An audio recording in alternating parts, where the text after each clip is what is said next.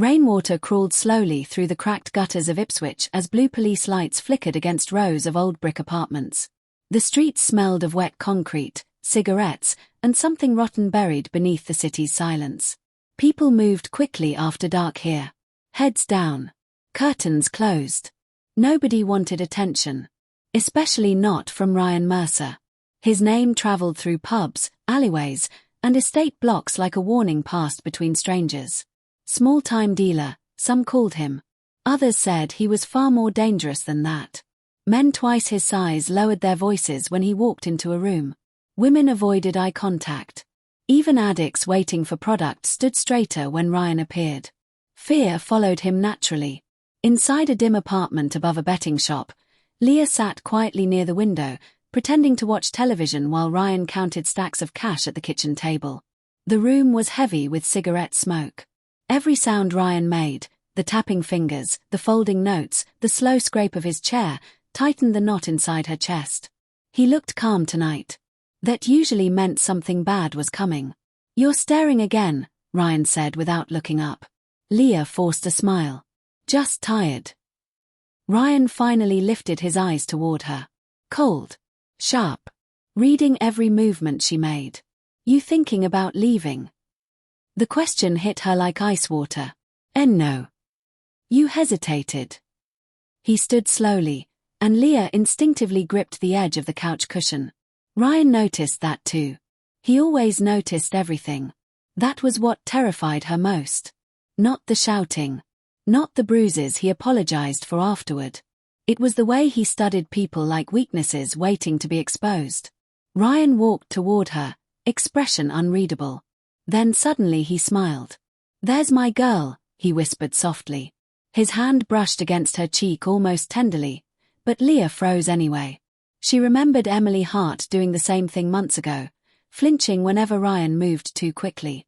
Emily had vanished shortly after. Nobody in Ipswich talked about Emily anymore. Ryan crouched beside Leah and kissed her forehead gently. "You know I take care of you, yeah?" Leah nodded because saying anything else felt dangerous. "I hear things," Ryan continued quietly. "People talk behind my back. They think I don't know." "You shouldn't listen to people." Ryan laughed under his breath. "That's the problem, Leah. I always listen." For a moment, silence swallowed the room again. Outside, rain hammered against the windows harder now. Somewhere below, a drunk couple screamed at each other in the street before disappearing into the night. Ryan suddenly grabbed Leah's wrist. Not hard enough to bruise. Hard enough to remind her he could. "If you ever lie to me," he said calmly, "I'll know." Leah's heartbeat stumbled. Then his phone buzzed. Ryan released her immediately and pulled the device from his pocket. The second he read the screen, the color drained from his face. Leah had never seen that before. Fear. Real fear. Ryan stood so quickly the chair behind him crashed onto the floor. "Who gave you this number?" he snapped into the phone. Silence answered from the other end. Ryan turned away, lowering his voice. "No, listen to me carefully." Leah watched his shoulders tense. "What do you mean he's dead?" Another long silence. Ryan's breathing became uneven. He looked toward the dark window like someone standing outside might already be watching him. "No," he muttered. "Don't touch anything. I'm coming now." The call ended. For several seconds Ryan didn't move. His jaw tightened violently as if he were trying to hold something together inside himself. Then he grabbed his coat from the chair and shoved cash into his pockets with shaking hands. "Ryan, what happened?" Leah asked carefully. "Stay here." "That's it. I said stay here." His voice cracked through the apartment so sharply Leah jumped. Ryan stormed toward the front door, pulling on his jacket as thunder rolled across Ipswich above them. Rain exploded against the building outside. But just before he stepped out, Leah noticed something strange. Hidden inside Ryan's jacket pocket was another phone. Smaller. Black. Unfamiliar. And judging by the way Ryan protected it with his hand, it terrified him far more than the first one ever could.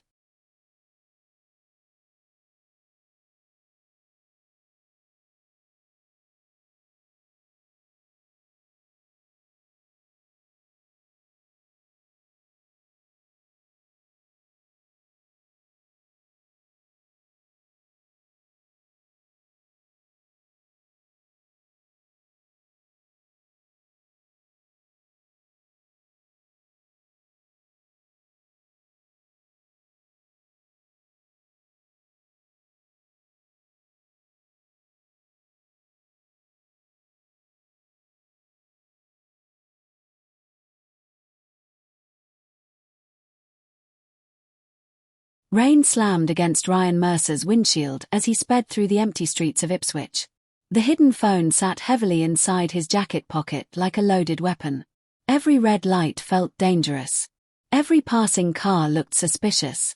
Whoever had called him knew too much. The docks emerged slowly through the storm, all rusted fences, shipping containers, and flickering yellow lights. Far out across the water, fog swallowed the ship's hull. Ryan parked beside an abandoned warehouse near the harbour and stepped into the freezing rain. He scanned the darkness immediately. Paranoid. Watching. The warehouse door creaked open before he reached it. Darren Voss stood inside smoking a cigarette beneath a hanging industrial lamp. Older than Ryan by nearly 20 years, Darren carried himself with the calm confidence of someone who had survived decades in violent circles. Thick grey stubble covered his jaw, and his expensive coat contrasted sharply against the filthy concrete floors around him. "You took your time," Darren muttered. Ryan stepped inside carefully. "You said someone was dead." Darren exhaled smoke slowly. "Maybe."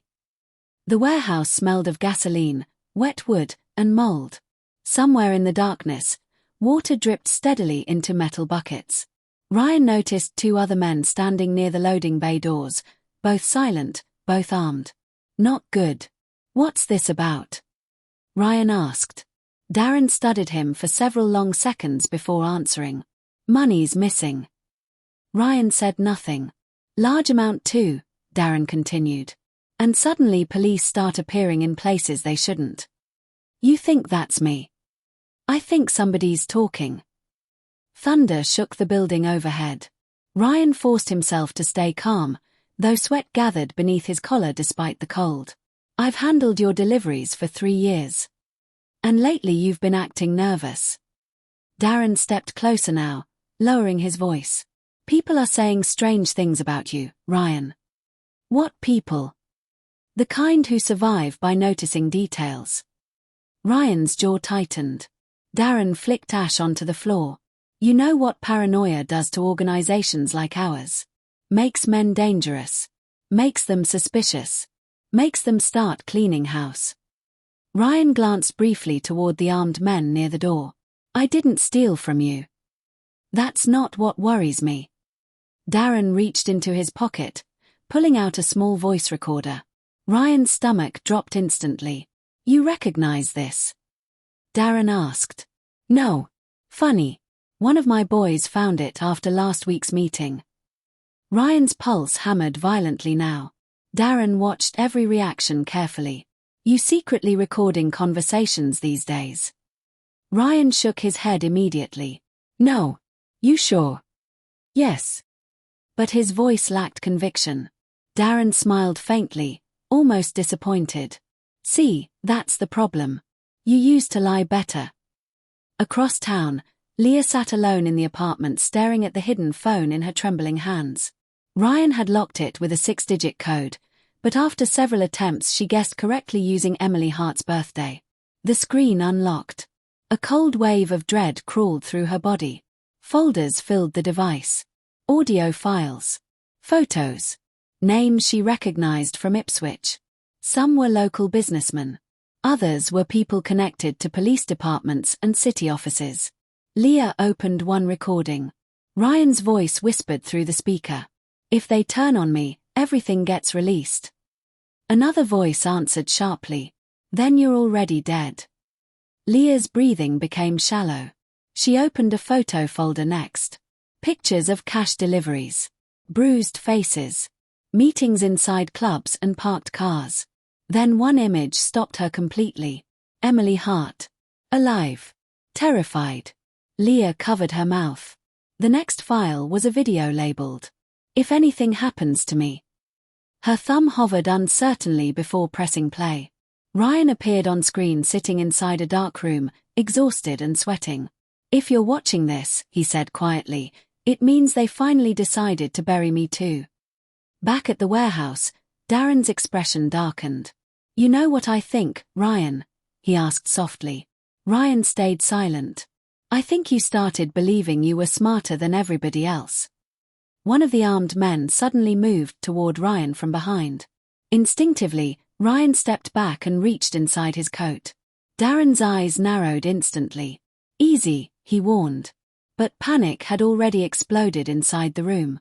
The armed men pulled weapons. Ryan turned sharply.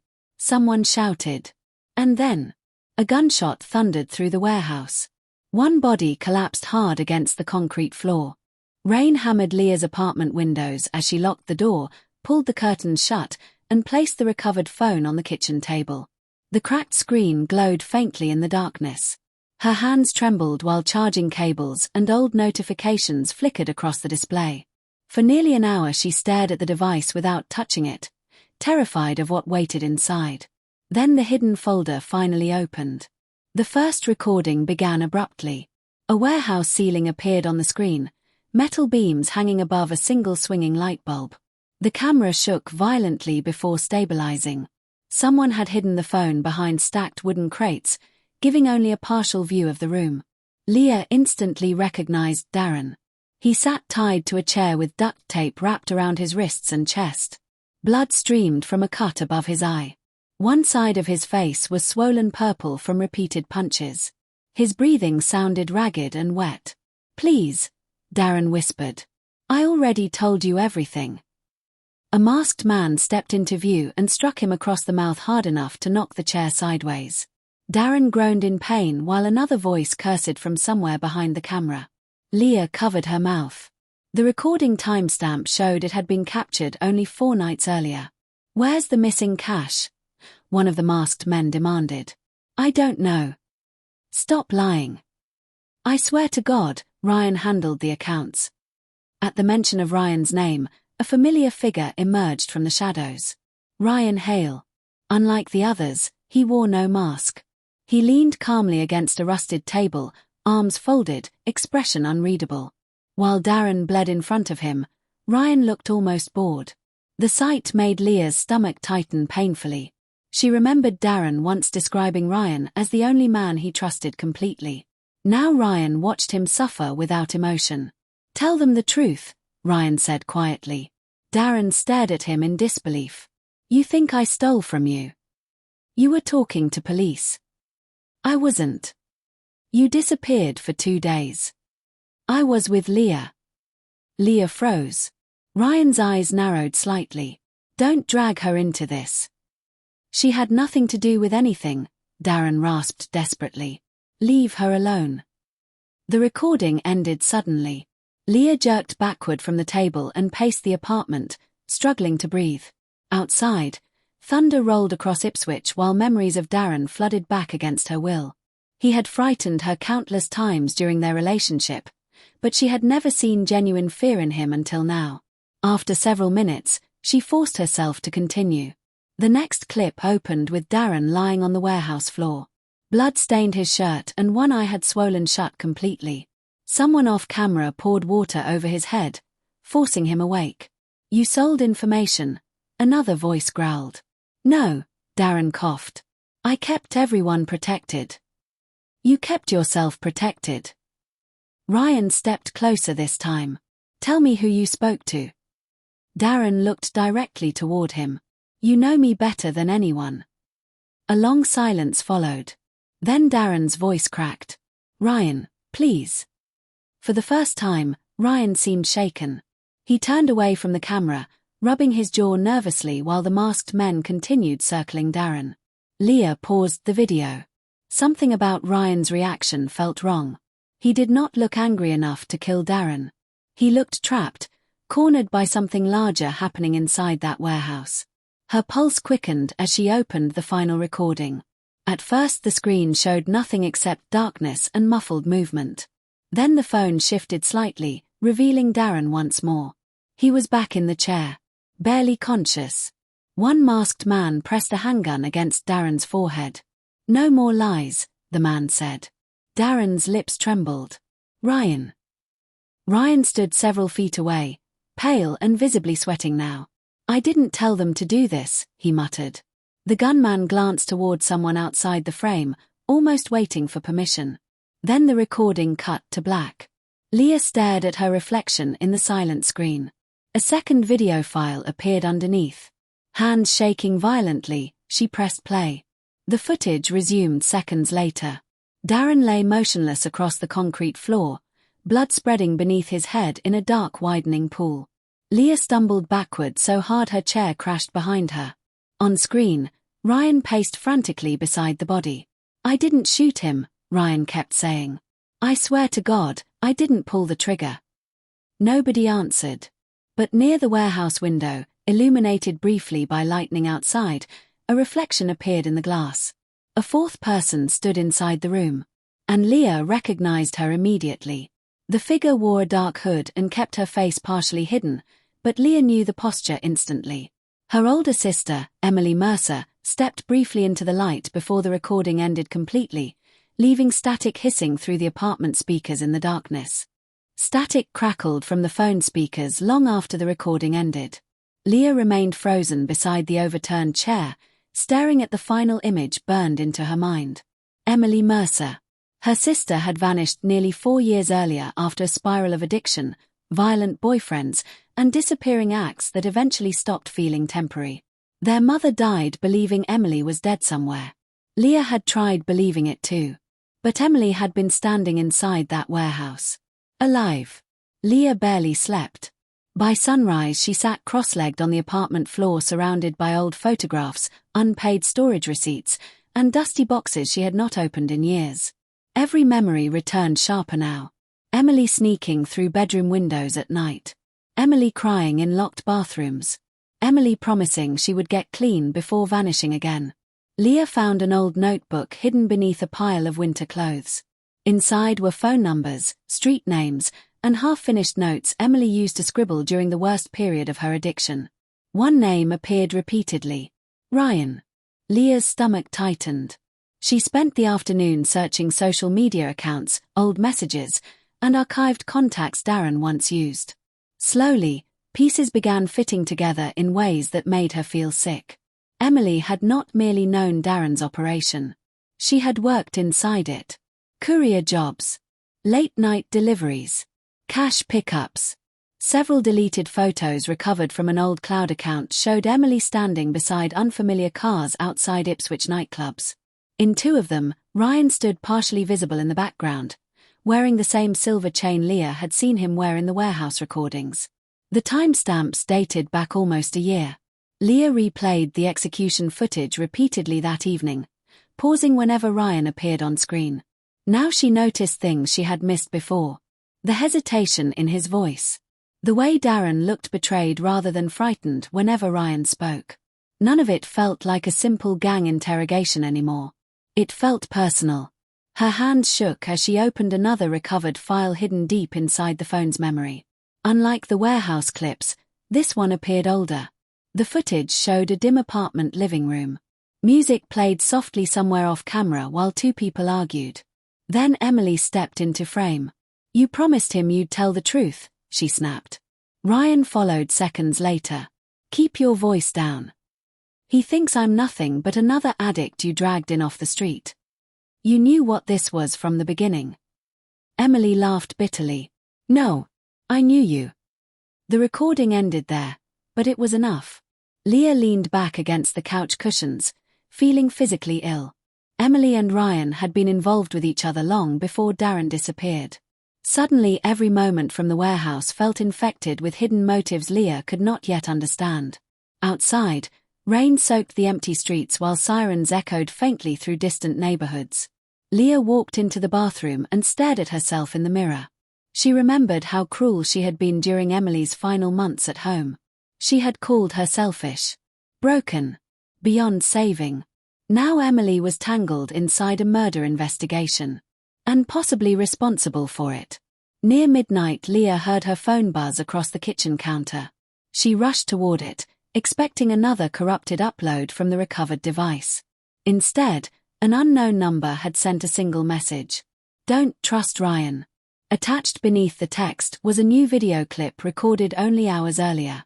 Leah pressed play. The camera showed dense woods behind the warehouse property, illuminated by weak flashlight beams. Mud covered the ground from recent rain. Breathing echoed behind the camera while someone dug frantically beside a shallow pit. Then the figure turned slightly toward the lens. Emily. Dirty, exhausted, and trembling. She continued digging beside what looked horrifyingly like a grave. Before the clip ended, Emily suddenly looked straight toward the camera and whispered 3 chilling words Leah could barely hear through the rain. "He knows where Darren is. Still alive." Leah replayed Emily's video 3 more times before leaving the apartment. The final whispered words echoed endlessly inside her head. Still alive. She could not decide whether Emily meant Darren had survived the execution or whether someone had hidden his body elsewhere. Either possibility terrified her. By dawn she was driving through the outskirts of Ipswich with the recovered phone clutched tightly beside her. Rainwater blurred the windshield while narrow forest roads twisted deeper into isolated woodland north of the warehouse district. Emily's footage provided only fragments of landmarks: broken fencing, muddy trails, dead trees bent sideways by coastal wind, but Leah recognized enough to keep moving. After nearly an hour, she found the place. Fresh tire tracks cut through wet soil beside a clearing hidden behind thick trees. The same broken fence from the video leaned crooked nearby. Leah stepped from the car cautiously, cold wind slicing through her jacket. The forest felt unnaturally silent. Then she saw the disturbed earth. A patch of mud near the tree line looked recently dug and badly covered again. Shovel marks remained visible beneath puddles of rainwater. Leah's pulse hammered painfully as she approached the site. Every instinct screamed at her to leave, call police, forget everything. Instead she grabbed a rusted shovel lying half-hidden beneath branches. She had barely begun digging when headlights suddenly flashed through the trees behind her. Leah spun around in panic. A dark sedan stopped near the clearing, and a tall man stepped out holding a flashlight. He looked exhausted, unshaven, and somewhere in his late 40s. The moment he noticed the open grave, his expression hardened instantly. "You shouldn't be here," he said. Leah backed away, gripping the shovel defensively. "Who are you?" The man reached slowly into his coat pocket and produced a police badge. "Detective Alan Pierce." Leah said nothing. "I'm not here to arrest you," he continued carefully. "But if you're digging where I think you're digging, then we're already in serious trouble." Rain dripped steadily from tree branches while neither moved. Finally Leah asked, "You know about Darren?" Pierce studied her face for several seconds before nodding once. "I know Darren Voss disappeared 4 nights ago. I know half the department suddenly stopped asking questions about it. And I know somebody's cleaning up bodies before anyone finds them." Leah's stomach tightened. Pierce glanced toward the disturbed earth. "Help me finish digging." Together they worked silently while mud soaked their clothes and shoes. The deeper they dug, the worse the smell became. Leah fought nausea as Pierce uncovered part of a black plastic top buried beneath loose soil. Then a pale human hand emerged from the mud. Leah stumbled backward. Pierce carefully pulled away the remaining dirt until the body became visible. It was not Darren. The corpse belonged to a younger man, barely older than 20. Bruises covered his face and neck. His wrists remained bound tightly with silver duct tape identical to the restraint seen in the warehouse recordings. Leah recognized him vaguely from Darren's old nightclub gatherings. "Tommy Reed," Pierce muttered grimly. "Low-level courier." "What happened to him?" Pierce crouched beside the grave examining the bindings. "Execution style." He pointed toward the tape. "Same pattern used by organized crews during interrogations.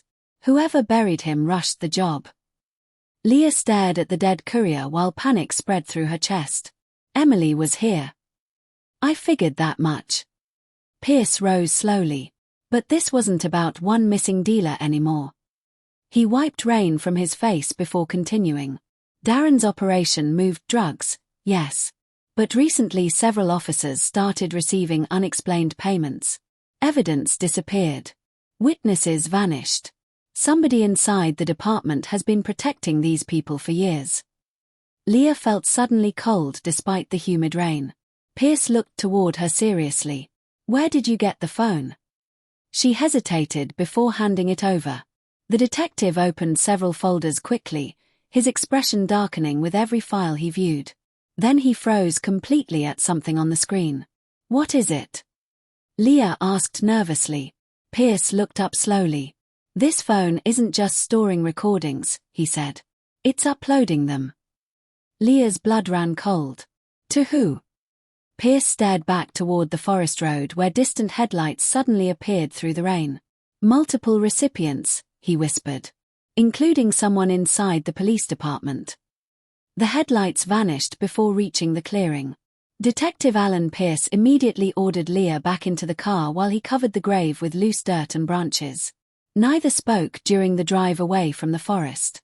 Rain battered the windshield while Leah replayed his warning repeatedly in her head. Someone inside the police department was receiving the recordings. Someone dangerous enough to erase bodies and silence investigations. Before dropping her near the apartment, Pierce handed her a folded receipt recovered from Tommy Reed's jacket pocket. There's an address written on the back, he said quietly. Coastal Motel outside Felix Stowe. I think your sister's hiding there. Leah stared at the handwriting. Why help me? She asked. Pierce looked exhausted. Because if Emily Mercer's still alive, she may be the only witness left who knows what really happened inside that warehouse. The motel stood near the shoreline like something abandoned decades earlier. Rust stained the balconies. Several windows were boarded shut. Wind carried the smell of seawater and rotting wood through the empty parking lot. Leah climbed the cracked stairwell toward room 12. For several seconds after knocking, nothing happened. Then locks clicked carefully from inside. Emily opened the door only halfway before panic flashed across her face. She looked thinner than Leah remembered, her blonde hair unevenly cut and dark circles buried beneath terrified eyes. You shouldn't have come here, Emily whispered. Leah pushed inside before her sister could shut the door again. The room smelled of cigarettes, medicine, and damp carpet. Curtains remained tightly pinned closed despite the fading daylight outside. Emily immediately checked the parking lot through a gap in the fabric before turning back toward Leah nervously. Did anyone follow you? No. You sure? Yes. Emily exhaled shakily and sat on the edge of the bed, rubbing trembling hands together. Leah struggled to process the sight of her sister alive after years of silence. You disappeared, Leah said quietly. Emily laughed bitterly. You think disappearing was a choice? For a long moment neither spoke. Then Leah placed the recovered phone onto the table. Emily's expression drained of color instantly. You found it. You recorded everything. Emily nodded slowly. Because I knew Ryan would betray me eventually. Leah sat opposite her.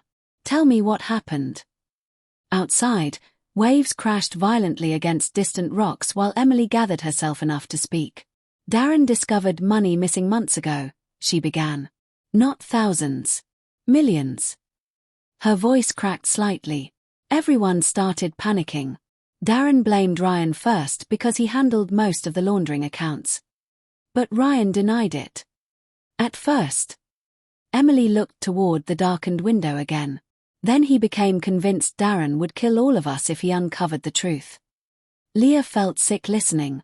So the warehouse interrogation was Ryan's idea. Emily hesitated before nodding. The plan was only to scare Darren. Force him to hand over passwords and hidden accounts. Nobody was supposed to die. Leah remembered Darren tied to the chair, blood pouring down his face. It went too far. Yes. Emily's breathing quickened. Everything changed after another person arrived. Leah leaned forward immediately. Who? Emily shook her head. I never even knew he was involved before that night. He. Ryan started acting strange the second the man walked in. Scared. Like he suddenly realized we were trapped too. Leah's pulse hammered harder. Emily continued speaking in fragments, stopping repeatedly to check the window or listen for sounds outside. She described Darren begging Ryan to stop the interrogation. She described masked men receiving phone calls during breaks. Most importantly, she admitted she had hidden the phone deliberately behind the crates before things spiraled out of control. I recorded it because I knew Ryan would sacrifice me if police got involved, Emily whispered. He kept promising we'd run away together afterward, but he was lying from the beginning. Leah stared at her sister carefully. Were you in love with him? Emily looked devastated by the question. I thought I was. Silence swallowed the room. Finally Leah asked the question haunting her since the recordings began. Who pulled the trigger? Emily's eyes filled with terror. Before she could answer, the motel window exploded inward. Glass erupted across the room as a sniper round tore through the wall behind them with a deafening crack. Emily screamed and collapsed beside the bed while Leah dropped to the floor instinctively, heart pounding violently as another shot shattered the lamp above their heads in darkness. Leah could barely hear Emily screaming over the ringing in her ears.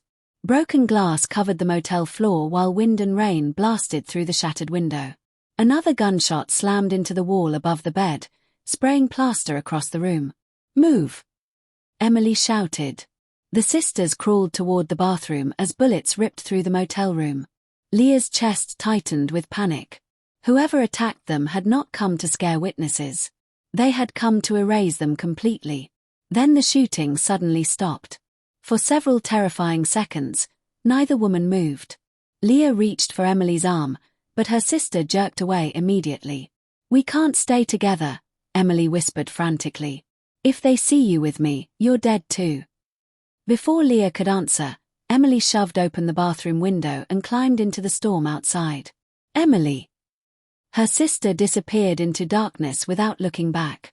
Minutes later, Detective Alan Pierce arrived alongside local patrol officers responding to reports of gunfire near the shoreline. By then the motel room was empty except for shattered glass, blood drops near the bed, and Leah sitting against the wall in shock. Pierce crouched beside her carefully. "Was she hit?" "I don't know," Leah whispered. "She ran." The detective's expression darkened.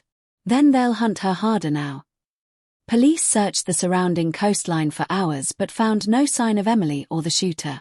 Officially, officers treated the attack as gang-related intimidation tied to Darren Voss's disappearance.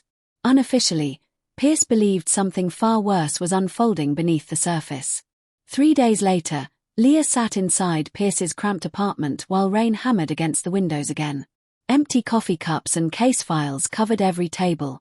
Photographs of Darren, Tommy Reed, and several unfamiliar men were pinned across the walls beside financial documents and surveillance stills. Pierce placed a laptop in front of Leah.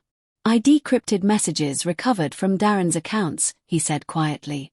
The screen displayed encrypted conversations between warehouse coordinators, police contacts, and offshore banking services. Large money transfers stretched back years. Some messages referenced judges, shipping inspectors, and elected officials receiving payments through shell companies connected to Darren's organization. Leah stared in disbelief. "This wasn't just a drug operation," Pierce continued. "It was money laundering on a massive scale. Darren kept records on everyone as insurance. And now people are killing anyone tied to him." Pierce nodded grimly. Meanwhile, Ryan Hale suddenly reappeared across local news broadcasts. Standing outside police headquarters, he publicly denied involvement in Darren's disappearance while offering sympathy toward Darren's family and promising cooperation with investigators. Leah nearly smashed the television watching him perform for reporters. "He's lying," she muttered. But Ryan's interviews created confusion everywhere. Some witnesses claimed Darren had become unstable before vanishing. Others suggested rival crews abducted him over missing shipments. Every new rumor buried the truth deeper. Late one night, Leah received another hidden upload from the recovered phone. This recording showed Ryan alone inside a parked car shortly after the warehouse execution. His face looked pale and exhausted. They found Tommy, an unseen caller warned through the speakerphone. Ryan cursed under his breath. "Then find the phone before Pierce does." Leah paused the video instantly. "Pierce?" she asked aloud. Her thoughts spiraled violently afterward. She began noticing inconsistencies everywhere. Pierce always seemed one step ahead of the investigation. He somehow knew where Emily was hiding. He appeared at the forest grave almost immediately after Leah arrived. Now Ryan was searching for the phone before Pierce could obtain it. Leah stopped sleeping entirely. Every passing car outside her apartment sounded like surveillance. Every unknown number triggered panic. Some nights she convinced herself Emily had manipulated her from the beginning. Other nights she feared Pierce was quietly using her to recover Darren's evidence. The recordings continued arriving piece by piece like psychological torture. Then, shortly before dawn, another hidden file unlocked automatically. Leah opened it expecting more footage of Darren. Instead, she saw the warehouse entrance recorded from a distant security camera. The timestamp matched the night Darren died. Several masked men entered first. Ryan followed moments later. Then the footage captured Detective Alan Pierce walking through the same warehouse door. Leah felt the blood drain from her face. Pierce wore civilian clothes and carried no weapon visibly displayed, but the footage clearly showed him checking the parking lot before entering the building alone. The camera angle froze briefly as lightning illuminated his face with terrifying clarity. He had not arrived after the execution. He had been there before Darren was killed too. Leah watched the warehouse footage repeatedly until sunrise blurred through the apartment windows.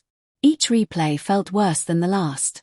Detective Alan Pierce entering the building before Darren's execution shattered the last certainty she still possessed. By morning she had packed a bag, disabled her phone, and driven to an abandoned caravan park outside the city. She no longer trusted anyone enough to stay still. Late that evening, Pierce finally found her. He stepped slowly into the empty caravan with both hands visible, exhaustion carved deeply into his face. "If I wanted you dead," he said quietly, "you wouldn't still have the phone." Leah stood near the doorway gripping a kitchen knife she barely knew how to use. "You lied to me." "Yes. You were at the warehouse." Pierce nodded once. "Because I'd spent 8 months infiltrating Darren's operation." Rain rattled the caravan roof while Leah struggled to process his words. Pierce sat carefully across from her. Internal affairs buried corruption complaints for years. Missing evidence. Unexplained wealth. Witnesses disappearing before trials. He rubbed his eyes tiredly. "I started following Darren because every trail eventually led back to his network. And Ryan knew who you were." "Not officially. Darren suspected I wasn't just another buyer, though. That's why he kept me close." Leah lowered the knife slightly but remained tense. Pierce continued. "The night of the warehouse meeting, I thought Darren planned to trade information for protection. I entered intending to arrest everyone involved before things escalated. But they did escalate." "Yes." His voice carried genuine regret now. Leah stared toward the rain-soaked windows while Pierce explained the deeper truth hidden beneath Darren's empire. The missing money had only been part of the problem. Darren had secretly recorded conversations with police officers, shipping officials, traffickers, and local politicians for nearly 2 years. Insurance. Leverage. Protection against betrayal. He built archives on everyone, Pierce said. Audio files. Financial records. Meetings. He looked directly at Leah. Enough evidence to destroy careers and send powerful people to prison. So they killed him. Pierce nodded grimly. Darren stopped being useful the moment people realized how much he collected. Leah thought about Emily hiding behind motel curtains, terrified every second. Suddenly the fear consuming everyone made horrifying sense. Then Pierce said something that unsettled her further. "I never saw who fired the shot." Leah frowned immediately. "You were there." "I arrived after the interrogation started. By the time I reached the main floor, everything collapsed fast. Someone else took control." "Who?" Pierce shook his head. "I still don't know." Hours later, after Pierce finally left, Leah sat alone inside the caravan replaying old recordings again. Every answer created more contradictions. Ryan blamed Emily. Emily feared Ryan. Pierce claimed he tried stopping the execution. None of their stories aligned completely. Near midnight, headlights appeared outside. Leah panicked instantly before recognizing Ryan stepping from a black sedan. He entered cautiously without waiting for permission. "You shouldn't trust Pierce," Ryan said immediately. Leah backed away. "Get out. I'm trying to help you. You tortured Darren." Ryan's expression twisted painfully. "You think I wanted that?" Leah remembered Darren begging for mercy inside the warehouse. Ryan moved closer carefully. "Darren stole records from people far more dangerous than us. Once those files surfaced, everyone became expendable. Emily said the interrogation was your plan." It was supposed to scare him, Ryan admitted. Nothing more. Leah stared coldly. Then who killed him? Ryan hesitated too long. Finally he whispered, Emily grabbed the gun during the struggle. Leah felt physically sick. She didn't mean to shoot him, Ryan continued quickly. Everything spiraled afterward. Pierce arrived. The others panicked. That's the truth. But Leah no longer knew what truth sounded like. Ryan reached into his pocket slowly and placed a small flash drive on the table. Darren kept backups, he said quietly. If Pierce gets everything first, none of us survive. Then he left without another word. Shaking violently, Leah connected the drive to the recovered phone. Several corrupted files appeared on screen beside one final unopened recording hidden beneath layers of encryption. Unlike the others, this file carried no timestamp. Only a title. Who really pulled the trigger? The file remained unopened for nearly 20 minutes while Leah sat motionless inside the caravan. Rain tapped steadily against the windows, and every sound outside made her flinch. Who really pulled the trigger? Part of her no longer wanted the truth. Every recording had destroyed another piece of her life. Darren was not the man she once loved. Emily was not the sister she remembered. Pierce was not simply a detective, and Ryan was not merely a frightened criminal trapped in something larger than himself. Still, Leah pressed play. The footage began with distorted static before the warehouse slowly emerged into view again. Unlike previous recordings, this camera angle sat higher, hidden somewhere overlooking the entire room. Leah realized Emily must have placed a second device inside the warehouse before the interrogation began. Darren remained tied to the chair beneath the hanging light. Blood covered his face. Ryan paced nearby while masked men argued in low voices. Detective Alan Pierce stood near the rear entrance, partially hidden in darkness. He looked tense, one hand hovering near the concealed pistol beneath his jacket. The timestamp showed the recording started 11 minutes before Darren died. You don't understand what happens if those files leak, Ryan warned. Darren laughed weakly through split lips. You think they'll spare you afterward? One of the masked men punched Darren hard across the jaw. Where are the backups? The man shouted. Darren spit blood onto the concrete floor. Insurance. For who? For me. Ryan stepped forward angrily. You recorded everyone. Darren looked directly at him. Politicians. Customs officers. Police. His swollen eyes drifted toward Pierce briefly. Even him. Pierce lowered his gaze without speaking. Leah felt cold realizing Darren had known exactly who Pierce truly was. The interrogation intensified quickly afterward. Darren admitted he had hidden copies of conversations, financial ledgers, and trafficking records across multiple encrypted accounts. Some files linked local officials to human trafficking routes operating through shipping ports outside Ipswich. Others implicated senior police officers receiving payments to erase investigations entirely. You were going to expose all of us, Ryan whispered. No, Darren answered weakly. Only if they came for me first. Then everything changed. The warehouse doors opened suddenly. Every person inside fell silent. A tall man entered wearing a dark overcoat despite the rain outside. Unlike the masked men, he moved with complete confidence. The others stepped aside immediately when he approached Darren. Leah leaned closer toward the screen. The man's face emerged clearly beneath the warehouse light. Deputy Chief Malcolm Reeves. One of the most respected senior officers in Suffolk law enforcement. Leah's stomach dropped. Ryan looked visibly shaken by Reeves' arrival. You weren't supposed to come here. Reeves ignored him completely. Instead he crouched calmly in front of Darren. You made very dangerous mistakes. Darren's breathing quickened instantly.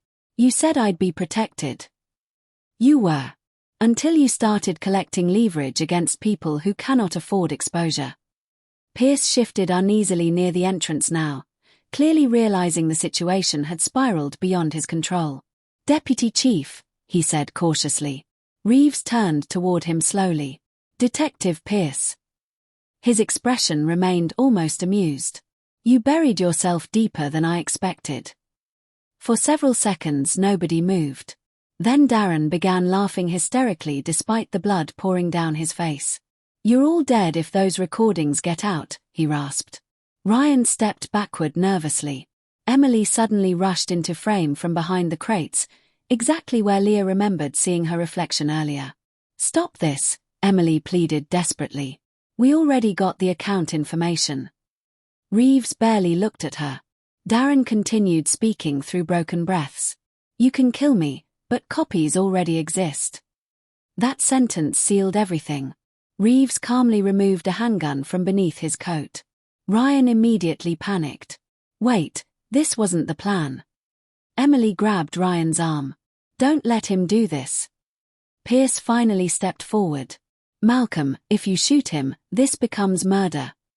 Reeves raised the weapon toward Darren's forehead without hesitation. "You hesitated too long, Alan." The gunshot exploded through the warehouse. Darren collapsed sideways with blood erupting across the concrete floor. Emily screamed. Ryan stumbled backward in shock while Pierce reached instinctively for his weapon but froze when masked men immediately aimed rifles toward him. Leah covered her mouth, horrified. The recording continued. Reeves looked down at Darren's body emotionlessly. "Dispose of him permanently," he ordered. "The girl too if necessary." Emily backed away, trembling violently. Ryan stared at the corpse in disbelief. "You said nobody would die." Reeves turned coldly toward him. "Then perhaps you shouldn't have stolen from people above your station." The recording finally ended in static. Leah sat frozen for nearly an hour afterward. Every lie had finally collapsed into something worse than she imagined. Darren had not died because of gang paranoia alone. He died because he threatened powerful men protected by the very system meant to stop them. With shaking hands, Leah began preparing the recordings for public release. Then her phone rang. Detective Pierce sounded terrified. "Leah," he said urgently. "Listen carefully." "What happened?" A long silence followed. Then Pierce whispered the words that made her blood run cold. "Someone took Emily." Leah nearly dropped the phone after Detective Pierce revealed Emily had been taken. Wind howled outside the caravan while Pierce spoke rapidly through broken static. "She vanished from the safe apartment less than 20 minutes ago," he said. "2 officers assigned to surveillance are missing too." "Reeves?" "I don't know yet." But both of them already understood the answer. Within an hour Leah met Pierce near the abandoned dockyards east of Ipswich. Rain poured heavily across rusted shipping containers and empty loading cranes looming above the harbour like giant skeletons. Police vehicles flooded nearby roads, but Pierce insisted Reeves had already corrupted half the responding units. "We can't trust official channels anymore," he warned. Leah clutched the backpack containing Darren's recordings tightly against her chest. Those files had become the only protection any of them still possessed. Pierce guided her through narrow alleys between warehouses while distant sirens echoed across the docks. Every passing patrol car forced them deeper into hiding. News broadcasts had already begun mentioning leaked allegations involving senior police officials, though Reeves publicly denied everything hours earlier. Now he was hunting them openly. "You released those files yet?" Pierce asked quietly. "Not all of them." "Do it soon." Leah looked at him sharply. "You think we're running out of time?" Pierce didn't answer. Near midnight, headlights suddenly appeared at the far end of the dockyard road. Leah panicked instantly until Ryan stepped from the vehicle waving frantically. Pierce drew his pistol immediately. "Wait," Ryan shouted. "I came alone." Rain soaked his clothes while he approached carefully. For the first time since Darren's death, he looked genuinely broken instead of calculating. "You shouldn't be here," Leah said coldly. Ryan ignored the hatred in her voice and handed Pierce a folded map. "Reeves has a storage site near Pier 9. Old trafficking warehouse nobody officially uses anymore." He looked directly at Leah afterward. "Emily's there." Pierce studied him suspiciously. "Why help us now?" Ryan laughed bitterly. "Because Reeves already decided I'm disposable too." Leah struggled not to remember the warehouse footage, Darren begging Ryan for mercy moments before the execution. Whatever regret Ryan carried now could never erase that night. "You caused all this," she whispered. Ryan lowered his eyes. I know. The three moved through the dockyards cautiously while helicopters circled somewhere above the harbor. Several times Pierce spotted patrol units searching nearby warehouses. Reeves had turned the city into a manhunt. Finally they reached Pier 9. The warehouse stood partially abandoned beside dark seawater, its windows shattered by years of storms. Pierce disabled the exterior cameras while Ryan forced open a side entrance. Inside, the smell of oil, mold, and seawater filled the darkness. Then Leah heard crying. Emily sat tied to a chair near the back office, bruised and barely conscious. The moment Leah untied her restraints, Emily collapsed against her, sobbing uncontrollably. He knows everything, Emily whispered repeatedly. Ryan approached slowly. Emily. Don't touch me. Her voice carried pure hatred now. Leah watched Ryan's face crumble. Emily stared at him with bloodshot eyes. You brought Reeves into Darren's life. You stole the money. You started everything. Ryan looked unable to deny it anymore. I never thought Darren would die, he said weakly. But he did. Emily's voice broke completely. Outside, tires screeched violently. Pierce cursed. Police. Floodlights suddenly illuminated the warehouse windows while officers shouted commands through loudspeakers. Reeves had found them. Go! Pierce yelled. Gunfire erupted seconds later. Pierce returned fire while Ryan shoved Leah and Emily toward the rear loading exit. Bullets tore through metal shelving around them. Leah could hear officers screaming conflicting orders outside, some demanding arrests while others simply fired blindly into the warehouse. Ryan stopped near the rear doors and handed Leah a small phone. Upload everything now. She hesitated only briefly before pressing send. Within minutes, Darren's recordings exploded across journalists, anonymous servers, independent reporters, and federal investigators simultaneously. The warehouse execution. Financial ledgers. Police corruption. Trafficking records. Years of buried crimes flooded into public view all at once. Chaos erupted instantly across the city. News stations interrupted broadcasts. Officers abandoned checkpoints. Emergency sirens echoed endlessly through Ipswich as Reeves' network began collapsing in real time. But justice came violently. During the escape, Ryan was shot twice, covering Leah and Emily from incoming gunfire. Pierce dragged the sisters into the storm while officers turned against one another inside the warehouse confusion. By dawn, federal authorities surrounded police headquarters. Deputy Chief Malcolm Reeves vanished before arrest. Hours later, investigators discovered his office completely emptied except for one final typed message left neatly across his desk. Leah read the sentence silently while reporters swarmed outside the building. You exposed the wrong people. Weeks passed, but Ipswich still felt poisoned by Darren Voss's recordings. News vans remained parked outside police headquarters day and night. Protesters gathered beside courthouse steps demanding arrests while journalists uncovered new corruption allegations almost daily. Several officers resigned before formal investigations even began. Others disappeared entirely. The leaked files shattered more than Reeves' career. Hidden trafficking routes connected to the docks collapsed overnight. Money laundering operations froze. Informants started turning on each other publicly to avoid prison sentences. Every few days, another body connected to Darren's network surfaced somewhere along the coast or buried deep in nearby woodland. The city had not healed. It had simply cracked open. Leah watched most of it unfold from inside a temporary apartment provided through witness protection services. The curtains stayed closed constantly now. Strange cars parked outside too long made her panic. Unfamiliar footsteps in hallways left her unable to sleep. The recovered phone remained hidden inside a kitchen drawer wrapped carefully beneath towels like something radioactive. Some nights she still heard Darren's final gunshot echoing in her head. Ryan Hale survived the warehouse shooting long enough to face charges connected to organized trafficking, conspiracy, kidnapping, and obstruction. Television reporters followed him constantly during courthouse transfers. Despite everything revealed publicly, Ryan continued insisting Darren's death had never been planned. I made mistakes, he told investigators repeatedly. But I didn't want him executed. Nobody seemed certain whether to believe him anymore. Leah visited Ryan only once. He looked older already, pale beneath harsh interrogation room lighting. For several seconds neither spoke through the thick security glass between them. Finally Ryan asked quietly, "Is Emily alive?" Leah nodded once. Relief briefly crossed his exhausted face before shame replaced it again. "She hates me," he whispered. "She should." Ryan lowered his eyes. "I loved her." Leah almost laughed at the cruelty of the statement. Love had destroyed everyone connected to Darren's world. Whatever Ryan once felt for Emily became tangled with manipulation, greed, and fear long before the warehouse execution. "You still had a choice," Leah said coldly. Ryan never answered.